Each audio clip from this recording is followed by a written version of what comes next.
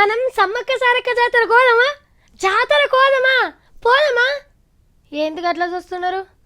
ఓహో, నేను చెప్పేదాకా మీరు చూస్తారు. ఆల్రెడీ కొంతమంది పోయొచ్చున్నారు కదా, ఇంకొంతమంది పయనమవుతున్నట్టున్నారు. మరి మన తెలంగాణ కుంభమేళ మేడారం జాతర చిన్నగా అవుతున్నదా అనులా? ఆ జనం తల్లిని తలుసుకునుడు, మొక్కుల హోరు, అసలు ఇవాళ ఎట్లయిందో మొత్తం మా వాళ్ళు వివరంగా చెప్తున్నారు. ఏనండి, సమ్మక్క సారక్కలు దండాలు తల్లి, మీ గద్దెకస్తున్నాం కాపాడు తల్లి అని మేడారం చుట్టుపక్కల కొన్ని కిలోమీటర్ల పొంటికి ఇట్లనే మారిపోతున్నాయి. సారక్క తల్లి అలా మాపడీలు గద్దెకు చేరిన కాన్నుంచి అసలు జాతర షురు అయింది. జనం రాకడ గంట గంటకు పెరుగుతూనే ఉన్నది.